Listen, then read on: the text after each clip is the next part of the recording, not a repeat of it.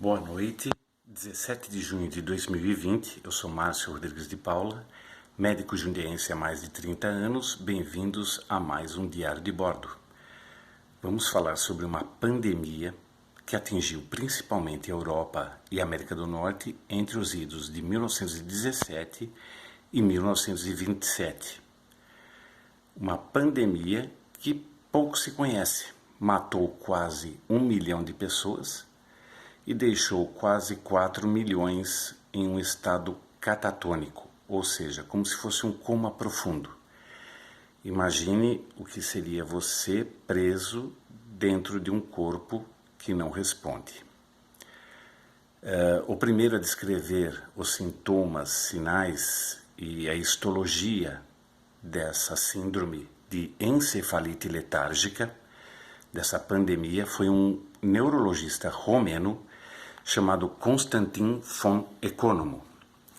Essa doença começava com letargia, sonolência incontrolável, inflamação de garganta, tremores, atrofia muscular até levar ao estado de catatonia completa.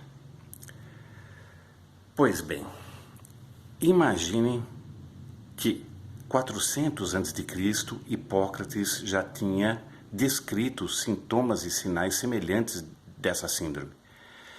E imaginem que em 1966, um jovem neurologista londrino, quando começa a trabalhar no Hospital Beth Abraham, no Brooklyn, Nova York, que era referência para neurologia e psiquiatria, ele se depara com dezenas de sobreviventes dessa pandemia, como se fossem estátuas vivas. O próprio Oliver Sacks, que era esse neurologista britânico, chega a descrever em suas memórias que ele imaginava se havia alguém vivo ali dentro. E, num belo dia, um dos funcionários do hospital começa a tocar piano para os pacientes que estavam ali no salão, e Oliver Sacks repara que alguns passam a olhar para o funcionário e reagir. A música, de alguma maneira, penetrava pelo sistema nervoso e induzia o retorno de memórias e de movimentos. Oliver Sacks, então, sabendo que na histologia dessa doença, descrita por von Economo décadas antes, os neurônios que eram cometidos eram principalmente os da massa cinzenta e da substância negra do mesencéfalo, que é uma região do cérebro, assim como ocorre no mal de Parkinson. Então, Sacks teorizou que poderia usar uma droga nova à época que estava sendo usada no mal de Parkinson nesses pacientes também, que era a levodopa. E, surpreendentemente, eles acordaram.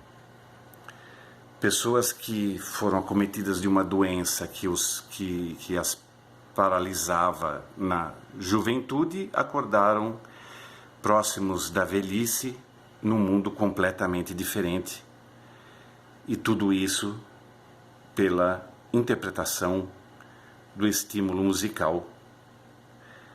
É um troço impressionante. Essa experiência de Oliver Sacks levou Concetta Tomeno, que era uma musicoterapeuta, uma ciência nova à época, a se aliar a ele, e eles foram fundadores do Instituto de Música e Função Neurológica de Nova York. Concetta conheceu Sacks através de um bilhetinho onde ele dizia que toda doença tem uma causa, é um problema musical, e toda cura uma solução musical. Infelizmente, o milagre de Sacks usando a dopamina com esses pacientes, depois de algumas semanas, acabou. Os neurônios começaram a se adaptar ou ter um tipo de tolerância à levodopa, que era uma substância exógena. O aumento da dose não resolveria o problema, muito pelo contrário, poderia ser letal. E esses pacientes voltaram a piorar e entrar no seu estado letárgico. Essa experiência de Sachs o levou a escrever um livro em 73 chamado Awakenings, que aqui no Brasil foi publicado como Tempo de Despertar e deu origem a um filme homônimo de 1990, com Robin Williams e Robert De Niro. Mas, apesar do fim do milagre, a música permaneceu sendo um importante aliado terapêutico, não somente para essa doença e para o mal de Parkinson, como para muitas outras doenças neurológicas. Concetta Tomeno chegou a dizer uma coisa muito legal sobre isso, sobre essas lembranças desse período em que Oliver Sacks tratou esses pacientes, dizendo a seguinte frase, que havia algo na música que penetrava, que estimulava o sistema motor e a memória desses pacientes. Hoje a gente sabe, por centenas de pesquisadores e trabalhos, que a música permite que determinadas funções de uma área cerebral afetada retornem. Então é incrível, cara, se você pensar que tom, ritmo, notas formando acordes que compõem um campo harmônico, elas estão entranhadas. Ela não é só, a música não é só liberação de neurotransmissores. Eu acho e me permito que a música, assim como a matemática, da qual ela não pode se dissociar, é a linguagem de Deus.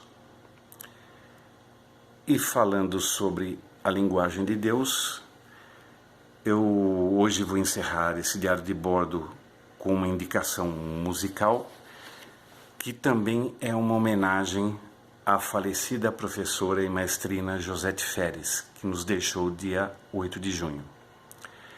Ela foi a fundadora da Escola de Música de Jundiaí, da qual eu fiz parte, meus filhos. Josette Ferres era a grande dama da música em Jundiaí. Ela merece vários diários de bordo para descrever todo o trabalho, todo o legado que ela deixou musical e literário, inclusive o belíssimo livro que virou CD depois, Bebê, Música e Movimento. Ela usava a música como inclusão social, como parte do ensino, e nas palavras dela, uma criança hiperativa aprendia com a música a calma, e uma criança introvertida aprendia com a música a se expressar. Então minha indicação musical, que também é uma homenagem a essa dama, a professora Josette Ferres, é uma gravação que está num disco de Yo-Yo Ma de 2008, uma gravação de música de George Harrison, que apareceu a primeira vez no álbum Abbey Road, Here Comes the Sun. Nesse arranjo, Yo-Yo Ma gravou junto com James Taylor, que fez o arranjo todo, e a gente inclui então um trio maravilhoso, que é Yo-Yo Ma, um dos maiores violoncelistas, James Taylor, que é um grande ícone da folk music, e George Harrison, que era um dos Beatles mais brilhantes na música Here Comes the Sun. Um abraço para vocês, fiquem em paz, fiquem tranquilos e até o próximo diário de bordo. Tá aqui a capinha do Yo-Yo Ma and Friends. Um abraço. Vou descer para a adega abrir um vinho.